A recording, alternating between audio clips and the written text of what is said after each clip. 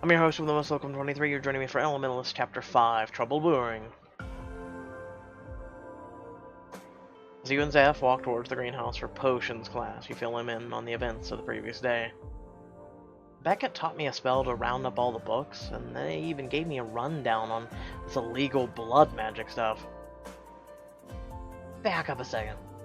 You're saying that Beckett was actually nice? I know, right? I think Beckett isn't as bad as he seems. He's not really a jerk, he's more like a total nerd. He wants people to think he's cool, but doesn't really know what cool is. So he makes up for being a snob? Honestly, that seems like an affront to me. I don't think he has any friends. Zeph snorts, elbowing you in the side. Until now, congrats on being the loner nerd's first friend. Hey, remember when nerd was an insult in the 1970s? Yeah, me too. Sarcasm. Go to the greenhouse and take your seats, continuing your conversation as students slowly file in. Things got weird after I left the library. I saw someone, maybe a teacher, staring at me, but she ran away when I tried to talk to her. I followed her to this really crazy junk room where I found a baby picture of me, birthmark on my shoulder and everything. It can't just be coincidence, it's like she led me straight to it. Okay, plot twist, so this woman knows you or something? I don't even know what to think. It's like every time I have this figured out, something new pops up and I'm so confused. But I think the best thing I can do is keep my head down, learn about as much as I can about the magical world. That has to give me some answers, right? It sounds like you already have your a lead with this woman. That's what I was thinking. If I only knew who she was, or how to get her to talk to me. All I remember is that she was wearing a red scarf and her hair was kind of messy and, well, flying around everywhere. You know, it sounds like you're talking about Professor Swan. I've heard some really strange stuff about her. He leans in, looking at you intensely. Sure, they call her Professor, but what I've heard, she hasn't taught. Good morning, young learners. Thank you all for being on time. Zargontos enters the greenhouse with a cauldron in his arms. Zeph quickly sits up straight. I want that Venus flytrap. We're going to get right into potion making today, which I'm sure many of you are excited about. To begin, I'd like you all to come take a look at the daydream potion you're going to be concocting. He sets the cauldron onto a desk at the front of the classroom. You and Zeph crowd closer with the rest of the class. You nudge Zeph into the side. Hey, tell me more about this Professor Swan. She's like super weird. Always muttering under her breath, kind of a loner, weirdly protective of her office. Protective of her office? Why do I keep wanting to say audience? What the hell? What does that even mean? I don't know, but there's a rumor that she keeps illegal magic stuff in there. Contraband or potions. Maybe even creatures. But hasn't anyone been in there? They would have seen all the stuff, right? I've heard that she doesn't like being around people, never invites students to her office, doesn't really talk to the other professors. What's she even doing at the college, then? Has everyone seen the potion? Students in the back, Ezekiel, safe. Please come forward and take a quick look. You and Zeph break off your conversation and peer into the cauldron. Take a look at the potion. Yeah, it's gold. While fairly easy to make, a daydream potion can have amusing side effects when improperly brewed, though none are typically dangerous. Which is why you'll be making this potion to kick-start your brewing juju. Your tune, say. Not sure I've heard that one before. I cut him some slack. It can't be easy trying to keep up with all the current attuned and fatter lingo. Daydreams are typically associated with a lack of focus, but this potion will do the opposite, heightening your creativity faculties. You should find that the magic comes to you more easily. The more common side effect is spaciness, which is where the potion gets its name. One could slip their professor a dose in the morning tea, giving them an extra time on their term paper while the professor is lost in fantastical reveries. Zav turns towards you with a delighted grin on his face. Contos notices and carries on cheerfully. But I discourage you from getting any ideas. The professors here can all recognize the signs of having consumed a daydream potion. Now, if you'll return to your desks, I'll take any questions you may have before we begin brewing. You're about to concoct your first potion. Listen carefully to the instructions. We'll impress Professor Contos and probably brewing. The potion will unlock a bonus scene later in the story. But this is all your chance to get the gossip on Professor Swan, which may give you more clues about the recent attacks. Make your choice wisely. I'm going to pay attention to Professor Contos. Raise your hand and Professor Contos nods in your direction. A question, Ezekiel. What happens if you take a high dose of daydream potion, Professor? Well, I appreciate your curiosity, but please be advised that this recreational potion taking is strictly against school policy. Don't worry, Professor. I won't break any school rules, but it's a good idea to know what I want to avoid, isn't it? Fair enough. Taking too high a dose of daydream potion can result in excessive drooling, like staring, speaking, and gibberish, and occasionally acting out the fantasies you're experiencing. Oh. So that I still have a chance with Olivia Munn is what you're telling me. What? Now, let's get brewing. First, fill your cauldron halfway with distilled rainwater, which you can find in my storage room. Contos demonstrates how to start the potion, setting a flame beneath his cauldron. Once the rainwater has been added, the water quickly heats up. As the rainwater in your cauldron begins to steam, it's time to prepare your first ingredients. He picks up a roughly shaped rock with an otherworldly gleam. Ooh, moonstone. Carefully shave off 5 grams of your moonstone and grind to a powder with a mortar and pestle. Finely grounded moonstone stabilizes the rest of the ingredients and improves the potion's taste and texture. As he stirs in the moonstone powder, his potion turns a soft blue, purple. He takes a deep breath as a fragrant scent like pastries baking in a warm kitchen fills the room. A pleasant aroma should begin emanating from your potion. Simply wait for the surface to fog up before adding in 2 slivers of tusk of murfon. What a murfon is. Tusk of murfon enhances focus, but the more you add, the longer and more intense the focus would be. 2 slivers is plenty, as we don't want to become zombies to the outside world. That's make a nice prank, though. No pranks in this class, Mr. Hernandez. You never want to anger a room full of potion makers. I speak from experience. Mr. Contos adds 2 slivers of his tusk of murfon, and his potion immediately reaches a low boil. He lets the potion stew for another minute before picking up a beautiful flower. Looks like pure gold. Delicately pluck the dream-shaped petal like so, making sure not to tear or crease them. Simply combine into your mixture. Professor Contos drops the petals into his potion and stirs. The liquid turns a luminescent golden shade, the bubbles on the surface slowly calming. If the rest of the steps have been followed correctly, your daydream potion should turn a golden color once you have added your dream shade. Now, class, please partner up. 30 minutes should be plenty of time for you all to brew up a reasonable potion. Get concocting, be safe, and most importantly, have fun. Alright, let's cook up some daydreams. Zav heads to storage room with the rest of the class and returns with his arms full of ingredients, including your cauldron filled with rainwater. You light a flame beneath your cauldron, and once the water begins to steam, you reach for the first ingredient. Moonstone, Yobra eyes, immediate fragate diode. Moonstone. Would you mind flaking off 5 grams for me? I'll grind it up.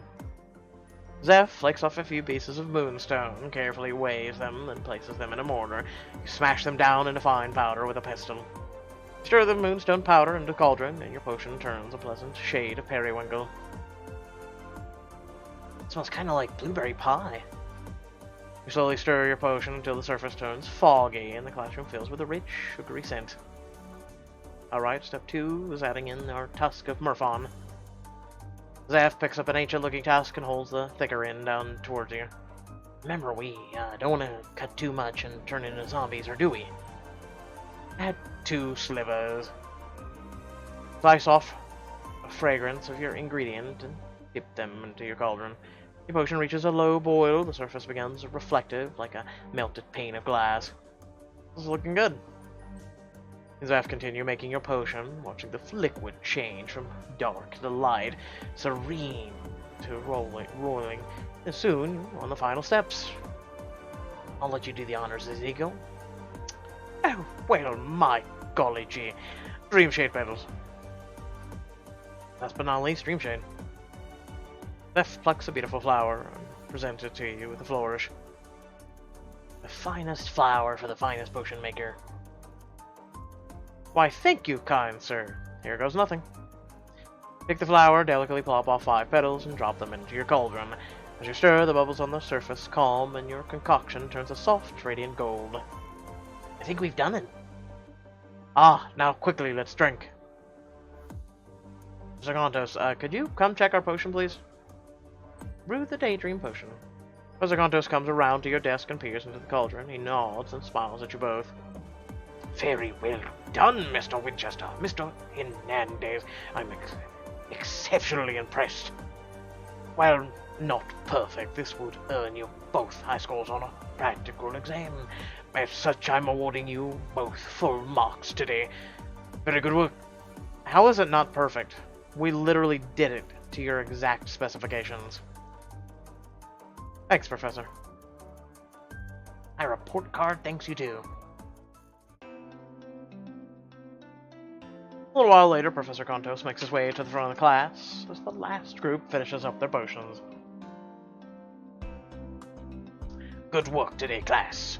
You may all leave as soon as you've cleaned your workstations. Thank you for a wonderful first lesson. Zeph reaches for your cauldron to go empty it out, but you stop him. Did you want to admire our work or something? I was thinking, there's still time left in class, and Professor Contos did say our potion wasn't perfect. He said we'd get high marks on it. But I like perfection. Oh my god, please tell me spending one evening in the library with Beckett hasn't poisoned your mind. Zeph, calm down. I just think I can make the potion even better a second time. Magic is amazing, and I want to work as hard as I can at it. Upgrading your potion will impress Professor Contos and improve the bonus scene you've unlocked for later. Oh, wait. So we're getting a bonus scene. But to make it to 110% of what the scene should be out of its 90%... Do you want to do the math for me? Basically, it's not complete. We're gonna do the potion again. Okay, I accept the marks I got. So everyone's gonna get a potion, or scene, I'm assuming, regardless. I guess you have a point. I don't have to be that much of a perfectionist yet. I'm gonna say it's my first potion ever. Not without my help. Might I remind you?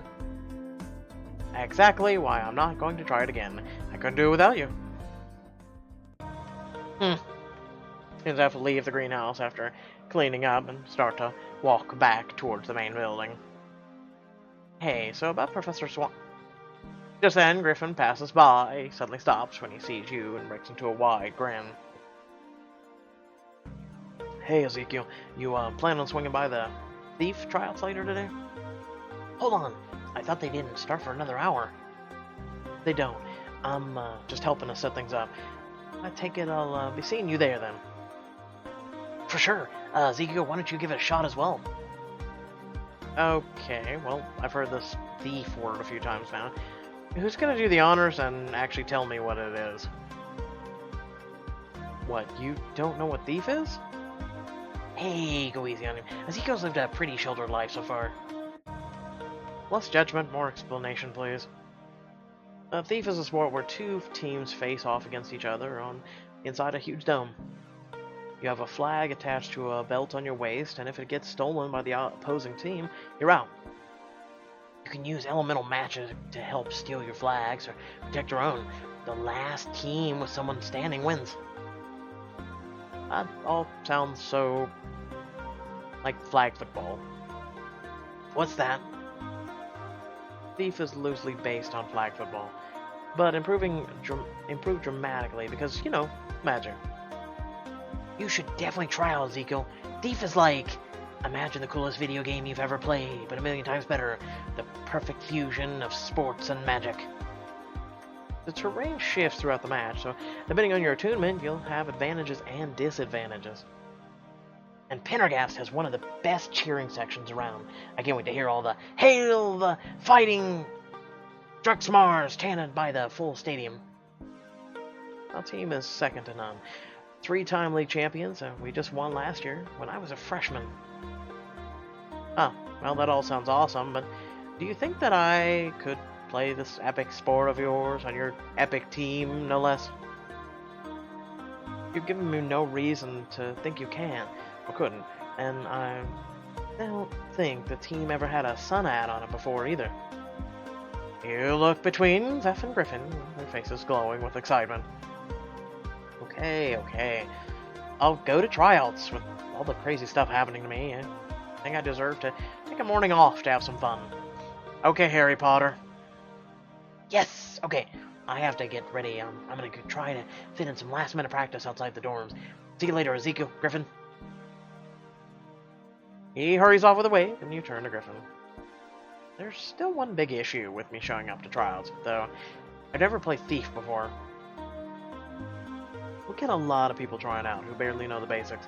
He's easy to pick up, so don't worry too much. Although I have been a starter on the team since last year, I might know a thing or two that could help you out. For diamonds.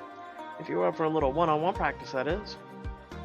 I'm down, but I don't think I'll be able to do much with magic as basic as mine. Actually, familiars are allowed at tryouts, since most freshmen are in the same boat as you. Plus, how you work with your familiar gives a sense of how you handle teamwork. Oh. Tim appears on your shoulder, wriggling around enthusiastically. Oh boy, welcome, Tim. Looks like someone's excited. I'm sure he'd love the extra playtime, and I'd love to show you how fun Thief is. And by the sound of it, fun's exactly what you and Tim could use right now. So what do you have to say? Hang out with Griffin and Tim while getting some Thief pointers to help you out during the trials. Nah, Tim, or Griffin, you and Tim go on ahead. I'm going to be Harry Potter and all. Besides, you're busy and you have to get tryouts yourself. Actually, I have to make a pit stop first. And if you're going to try out, you should probably change into something more athletic. I know where you can find the right gear. Come with me. Wait, where are we going? Where else? Penn Square, of course. Plus, no one asked her. She's probably expecting you. I wouldn't be surprised if she already had a jersey picked out for you. I'd be surprised about all those things. Why would she? Griffin is already setting off, so you hurry after him. Why couldn't you just take Tim and leave me alone? I'm gonna go get a cup of coffee. You arrive at the busy streets of Penn Square. A group of children runs by, holding on to singing balloons. Fruity scented sparks fly up from a nearby booth. The teenagers fly overhead on broomsticks and a skateboard. What? No hoverboards? But Griffin sets off at a brisk pace, politely shaking his head at a vendor trying to sell him a bouquet of flaming daisies. You have to power walk to keep up. I need to get some new belts and flags. There are always a handful of people who show up to tryouts without them. I thought you were a player. Are you also the team's equipment manager too? Unofficially. I just like to keep things running smoothly for the team. I take Thief pretty seriously in case you haven't noticed yet. Oh, I noticed. You and your teammates must have close. Griffin laughs bitterly. It's complicated. We played well to get it on the field, but there's no mistaking it. But as soon as the match ends and the stands clear out, let's just say there's no pretending that we're all that tight. I never clicked with them. Really? Why not? It seems like you do so much for them. I've been a starter since last year, when I was just a freshman. A lot of the older members resent me for that. So they make me do a lot of the groundwork. There's just this culture on the team. I really don't like it, and they can all tell. My parents want me to become a professional thief player. They're pretty much my biggest fans, but it's just too much sometimes. Well, do you want to be a professional thief player? I love Thief, but I don't see myself doing it forever. I've always wanted to help others, and natural disaster relief just speaks to me. Anyway, I gotta do well on this team to keep my scholarship, and I enjoy the game, so it's not like I have that much to complain about. You're playing a sport that you love, but thinking about what the future has in store for you beyond it. I think you're really driven. You know how to take the initiative. At the end of the day, it's your life, so it's great that you aren't letting anyone dictate it to you. Huh. I hadn't really thought of it that way. I've mostly been worried about letting my folks down. It's tough when people expect things from you that you don't want. But I'm sure your family will be proud of seeing you forge your own path. From the way you helped me when I first got here, up to now, I can tell you're the type to take charge. Drive will take you far. I hope so. You're really good at pep talks, you know that? I try. Astrid's shop comes into view, and you both come to a stop. Griffin motions with his thumb down the street. I'll just be a few minutes down, getting those belts and flags. A few doors down. I'll meet you back outside Maison de You in a bit. Heads off and you enter Astrid's shop. You find her behind the front counter, jumping up and down, trying to round up a flock of small owls flying overhead. Ooh, are we gonna get to use air magic? Simon, Rosie, Sir Gladian, please, not when you're molting. You're getting feathers all over the floor. Feathers fall from the owls, and they hit the floor in repetitive loud clunks. With a chorus of cheerful hoots, all but one of the owls settles on the shelves behind the counter. The last owl lands on Astrid's head and hunkers down amid the leaves in her hair. Why exactly did those feathers sound so heavy? Astrid rolls around, a radiant smile spreading across her face. Hello, Ezekiel.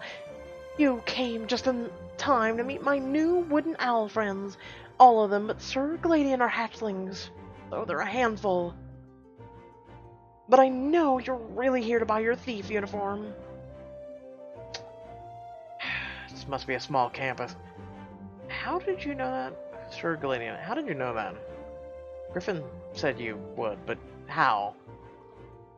I have my ways of seeing far and wide.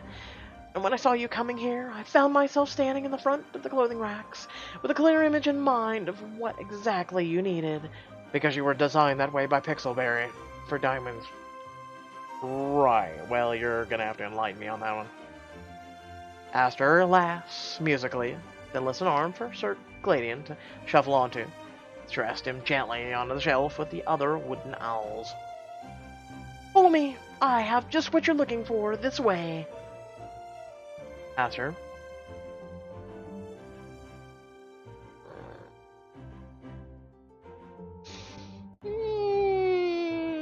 Actually, I wanted to see you. Oh, I didn't sense that when I felt your energy approaching. What a pleasant surprise. I'm happy to see you as well. It feels warmer when you're here, like the sun shining on my face. Well, I am a sunad after all. Rawr. Are you saying that I'm warm, or that I make you warm? Oh my.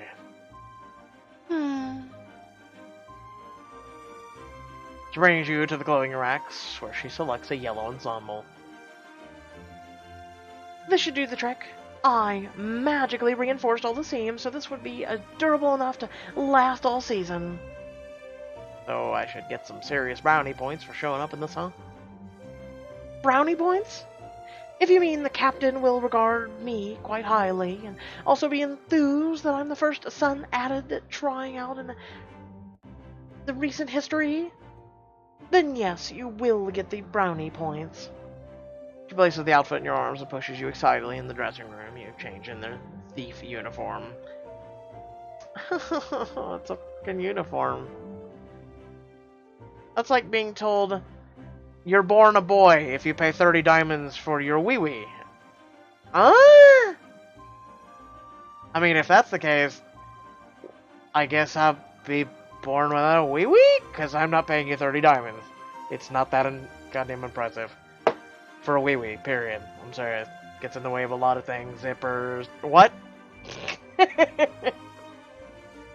Sorry, Astrid. That uniform looks great, but it's a bit out of my price range. Do you have anything else I could wear? I think I have a pair of gym clothes that didn't sell in the back somewhere. Give me a second. She disappears into the back room and returns a moment later with a gray ensemble she hands you. You duck into the changing room to try it on. Wow, that's really impressive. It isn't glitzy, but it's my skills that pull counts. You head into the front of the shop to pay for your jersey. Astrid hums a chipper tune as she takes your payment. Come again, Ezekiel. Oh, I will. But in the meantime, please be alert. Alert why? It's just that there's been a bit of unrest among the wood nymphs, and sometimes I can sense. E.T. phone home? Question mark? She trails off, dark and high, staring straight through you. Sense what? She doesn't answer you. Mouth open slightly, body expectantly still. Astrid? She's communicating with her people. Hold on. She starts to speak, expression blank, tone inflectionless, verse, but slowly rising in volume. Whispers among the trees, unpleasant tidings that I don't understand. They're afraid. Their branches shrink. There's a blight in the air. They do not like it. Some recognize it. This place. What place? Astrid slams her hands down on the countertop, lips pulling back in a snarl. The pitch black of her eyes sucks you in, seemingly to swallow you whole. The attuned bred cruelty and destruction, foul magic that sours, poisons, and leaves pain in its wake. I feel it in my bark, my branches. Magic fouler than any before looms. The trees can sense its imminence and cower at its might. Her head shifts slightly, just enough that you feel like she can see you, rather than through you. Ezekiel, you must... She shudders and slumps over the counter. Her words ring in your ears, rooting you to the spot as she lays emotionless. You must what? Oh, cliffhanger for next week. Oh.